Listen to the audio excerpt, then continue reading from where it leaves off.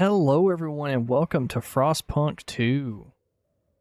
So, for those of you that don't know, this is a post-apocalyptic survival city builder. Takes place about 30 years after the first one. So with the first one, it was all about just like building a city and surviving. But with this one, that city was built and everybody survived. Well, in that particular city, and this is more of a expansion on that, to where you're kind of reaching out to different areas and everything, and continuing to survive through this. So, please make sure if you want to see more of this to like, subscribe, and drop some comments down below, and yeah, sit back and join me as we journey through this story together. Alright, welcome to Frostpunk 2. Frostpunk 2 is a challenging game in which planning ahead is crucial, and failure is a natural part of the experience. If you're a veteran of the original Frostpunk or enjoy a challenge, you may try your luck with the officer or higher difficulty level. Otherwise, we suggest you start at citizen and take it one step at a time. Remember, it's not about how many times we fail, it's about how many times we get up. See, that's nice. So I did play a little bit of the first Frostpunk game. However, I was incredibly bad at it. So, we'll see how this goes. All right. So we have the prologue. They came upon the old machine, as they always do, and when the whiteout hits, they must survive. Going to do a new story. So, citizen, moderate challenge, but with a margin of error and room to correct mistakes. Always good. We choose officer, challenging endeavor still with margin for error, but otherwise demanding focus and planning. I think maybe for the prologue, maybe we'll just kind of hang out here. You can customize game's difficulty only when starting a new game. Oh, okay. Survive against all odds, there's no active pause, and your progress will be saved on exit only. Okay, that's for survivor mode. So prologue, The Wanderers. In 1887, the world froze to death. Civilization crumbled. The failing British Empire built generators to support cities of evacuees, cities that would become the last on Earth. Whether huddled by a generator or out in the open frostland, those who survived were shaped by the ordeal. 30 years later, all became very different people. So this is again, this is not an easy game. Even on Citizen, it's going to be difficult. And difficult choices are going to need to be made in order to survive. So, yeah, let's go ahead and strap in and let's do this.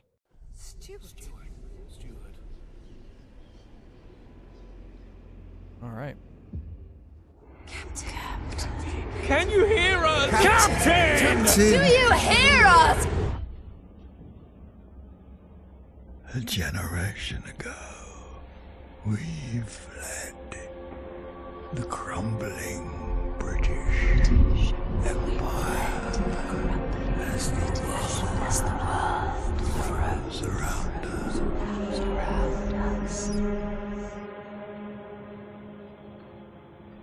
I held New London together.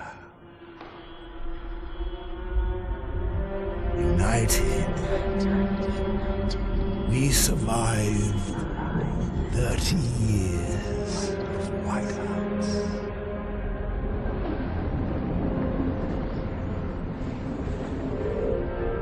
But the world around us is dead. Empty. Ripe for taking.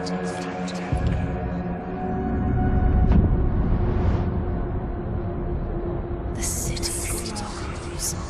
Vestas. Merely surviving is not enough. We have to expand. After all, it's us who survived the end of the world. It's us who survived.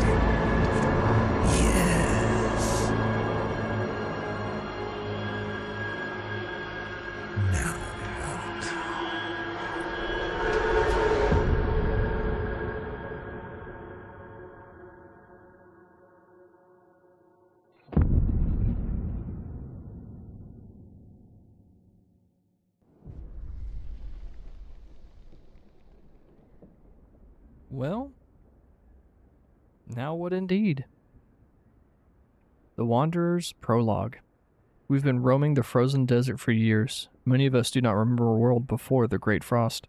Now another whiteout is coming, and again, we've reached the old machine. Again, we will rely on its furnace to provide heat through the storm.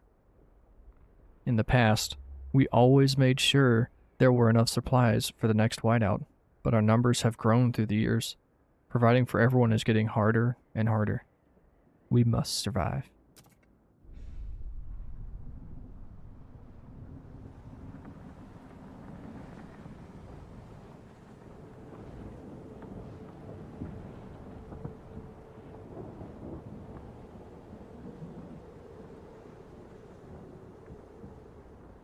And here we are.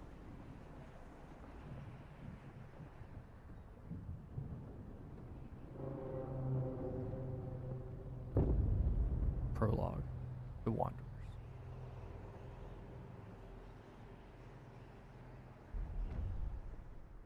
Fight the cold. The old dreadnought remains in pieces under layers of snow, but the scattered wagons still have resources inside. First, we must break ice to reach one of the oil wagons and construct an extraction district to use it. Then, we can turn on the dreadnought's furnace to heat us. We will restart the furnace. Okay, whiteout arriving in 88 weeks. We're going to pause. Okay. So fight the cold. Frost break to an oil wagon and construct an extraction district. Turn on the furnace in the dreadnought wreck to provide heat. Alright, so down here, this is an oil wagon. So we're going to do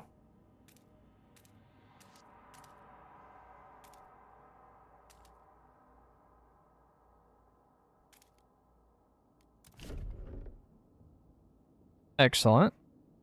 So that'll do that. Got construction wagon, so we can get prefabs there, oil wagons there. So you can use this as a little bridge, so that's neat. Oh, we're also gonna need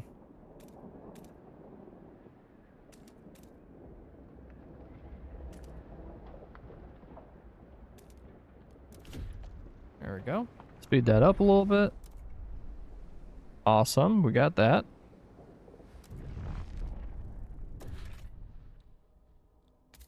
Alright, so we're going to construct. Maybe I should have done that. There we go.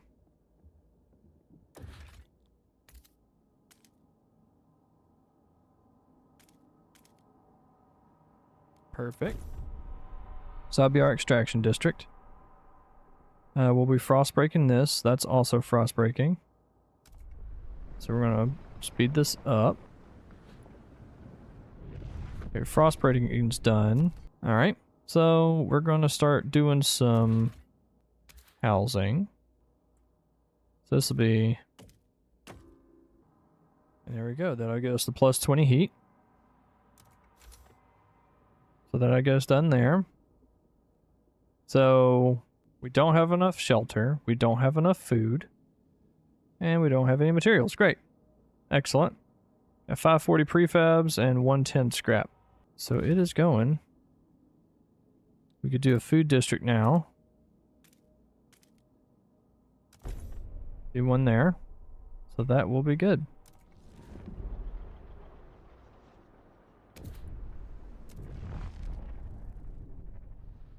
Let's go ahead and check out the furnace. So for materials, we've got 20 is going. So we have 60 oil. So we could turn on generator.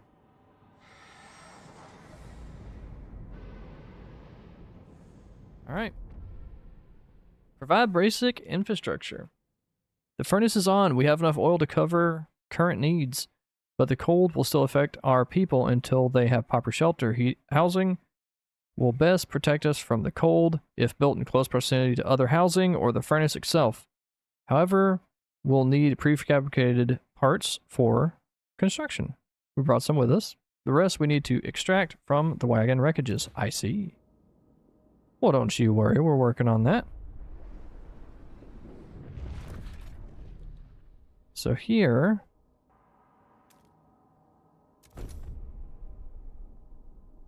and we'll also construct one over here. Oh, we need scrap. That's fine. So each week these will go past. So we're still minus some shelter. So we're going to need to do some ice breaking.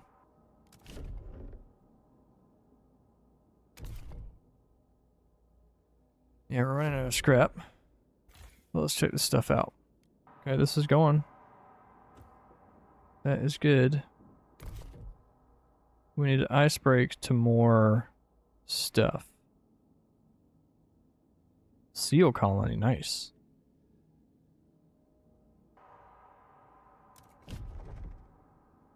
Work on frost breaking that.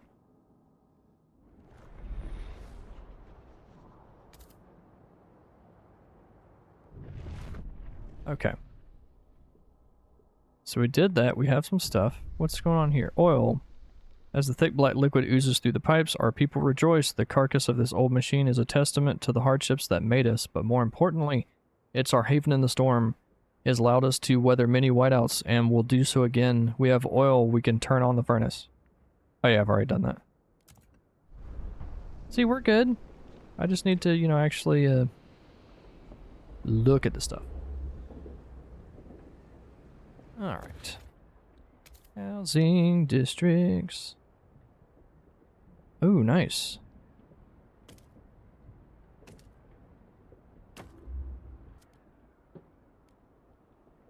There we go.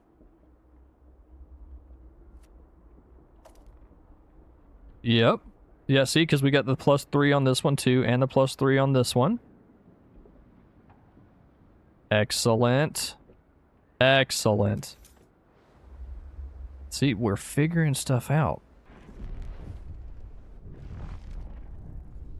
What we got going on here? Finnan Kell, 42, gardener, pouring sand in his hands. We've been here so many times. This soil is depleting.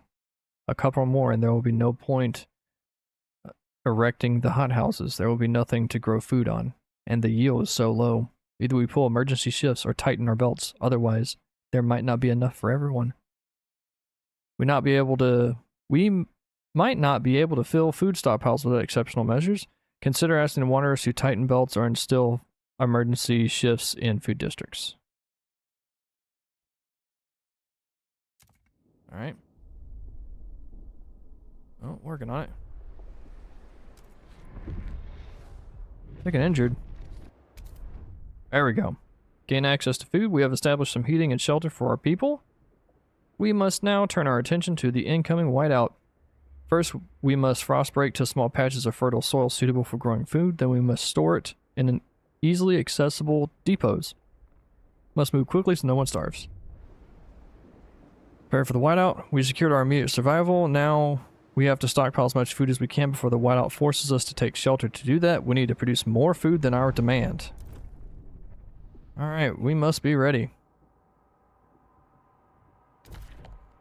Alright. Already gotten all the way down here, right? Nope, almost down here. There you go. Just gonna frost break all over that. We should build some stuff. Food district. Not yet, we can't. Okay, we've got enough housing.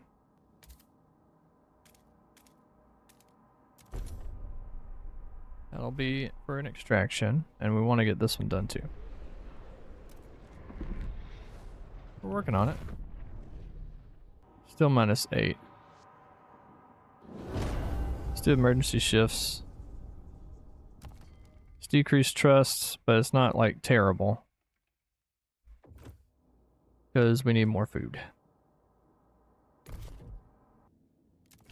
There we go. Stockpiles ready in, 1901 weeks. Wow, that's not good. Food district. Gonna make some food. Another food district. Gonna make some more food. There we go. So frost breaking that. Making food, alright. 2 people have returned to work. 43 weeks. Nice. Let's go. Doing great. So that's going. More food. There we go there. Building. Need to wait.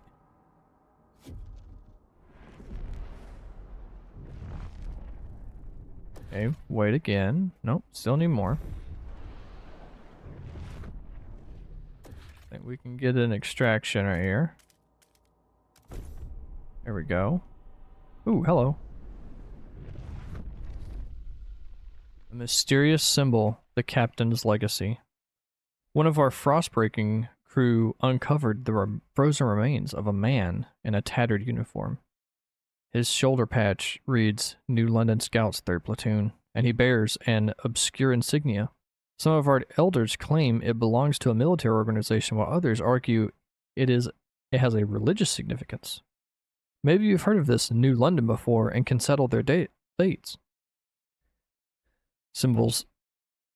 So it symbolizes order, it symbolizes faith. I don't recognize this symbol. Okay, New London is a city of discipline that follows a strong leadership, where militant squads keep the peace. This will create a community in which New London has embraced order to survive. It symbolizes faith. New London is a city of devotion that established a new religion and follows the guidance of a zealous clergy. This will create a community in which New London has embraced faith to survive. Or don't recognize it. New London's history is shrouded in mystery. This will create a continuity in which New London has leaned on either order or faith to survive. I don't know if I like the militant aspects. Doesn't seem okay. And religion's another thing too. Because this is neither. And then it just kind of sets up. I think for this one, let's do faith. Seals, if we hunt them all, we'll definitely have enough for the whiteout. Nice. Nearly depleted on that resource node right there. Against the elements, squalor. Each day the wind goes fiercer, relentlessly. It beats against our buildings, weakening our structures gust by gust. Without raw materials to repair the damage, our districts will deteriorate. The more we build, the more materials we will need. This is the world we know. Provide more materials to reduce squalor before it harms our people. Promise to gather more materials. Sharper district. We must move quickly or more districts will be disabled. Alright. Let's get more materials then. Prefabs, materials. Okay. Oh, hey, we got a thing down here. Alright, what we got? Tria Cleghorn, 62, seamstress. Looking at her grandchildren playing. My knees ache and my fingers are so stiff I can't hold the needle anymore. I've lived a long life. It warms my heart to see little Betty and Jacob playing in the evening fire. Or by the evening fire. But maybe this is it. I've talked with the other elders. If it comes to it, we will go. I won't let my grandchildren starve. Some people are ready to sacrifice themselves to lower the food required. Well, we're not going to do that. Oh, we haven't done a food stockpile hub. Maybe we don't need to. Let's do it right here. Should be good.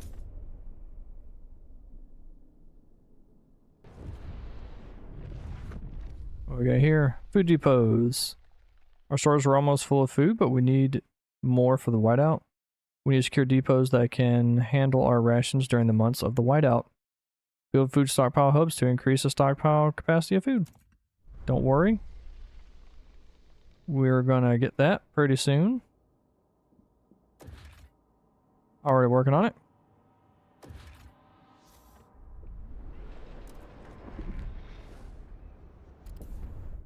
Enough materials. Good work. We are now gathering enough materials to maintain our districts. Time to focus on stockpiling food for the whiteout.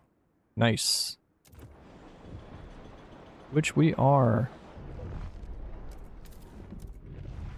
Okay. So we've got that. We just need to make more food. Lack of prefabs, no resources for further construction. We don't have enough prefabricated components, making further construction impossible. This may be previous laps on one of the construction wagons. If not, we can try to salvage prefabs by demolishing one of the existing districts or hubs. Alright.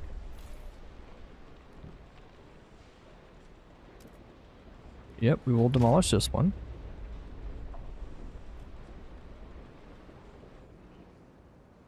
And then we will add more over there once we get the chance. Got an iceberg. There we go. So we'll do that one. There we go. And we'll put an extraction district here. There we go. Speeding that up. Coldest season heat demand increased. Uh-oh. Food stockpile hub is full. Crap.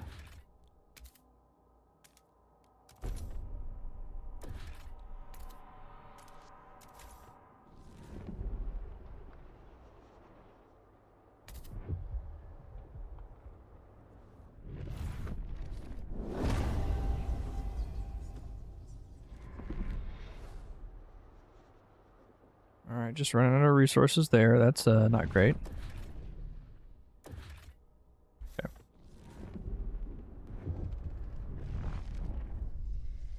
Whiteout draws near, a sacrifice. People in the camp are getting tense. They worry it won't be enough food in time. Our hunters propose slaughtering the remaining seals, including pups and females. This will allow us to gather much more food, but wipe out what could be the last colony of these creatures on Earth. However, many elders have volunteered to walk into the Frostpunk rather than burden on our resources. Their sacrifice will significantly reduce the rations we need for the whiteout. What should we do? Don't resort to extremes. Yep. There we go. Food secured. We did it. We secured enough food to survive the incoming whiteout. Our workers will make some last-minute preparations before the storm arrives. We should try and keep our people warm for this time. We will survive.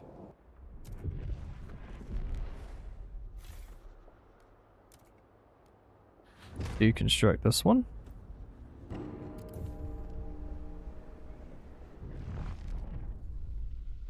Into the black, burying the dead. We mourn those who have recently passed.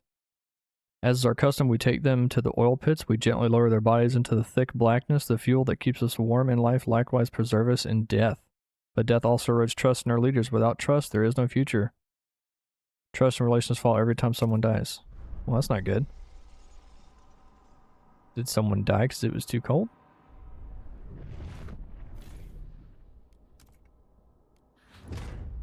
Deconstruct that one. Overdrive is off.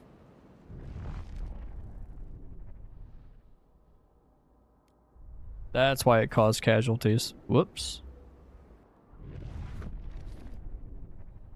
Okay, great. Terrible. Put one of those there. Can't ice break. Be registered as sick. Put another food storage there. And here we go. Whiteout's here. Preparations are blah, blah, blah. The preparations are over.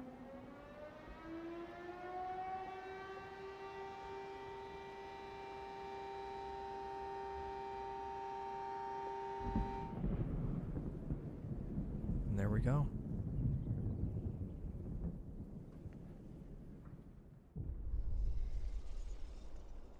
Against all odds, the Wanderer's survival. When the whiteout hit the camp, the Wanderers were ready.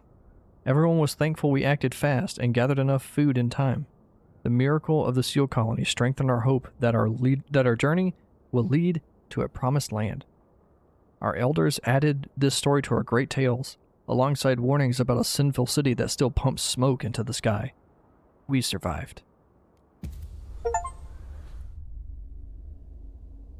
We survived the end of the world.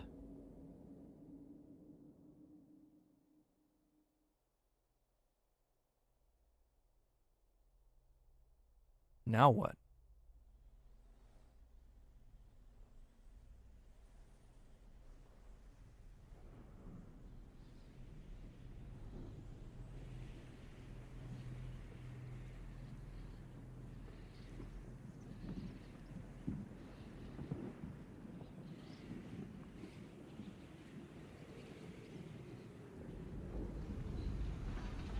Frostpunk 2.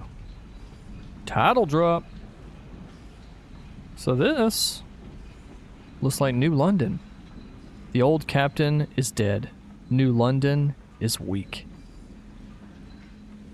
Food is low. Overpopulation looms. Coal is running out.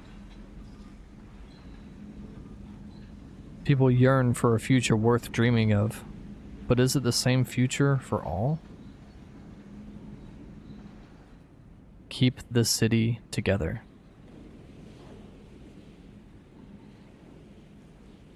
Or hold its hands on its deathbed.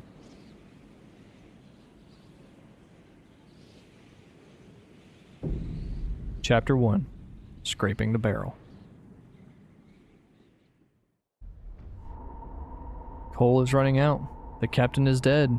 As he weakened, growing divisions brought city maintenance to a grinding halt. Now, New London is left to suffer the consequences. As steward, it is your charge to lead, but you must prove yourself. The overcrowded city is low on resources. Use this warmer year to build more shelter, secure coal, and power the generator back on.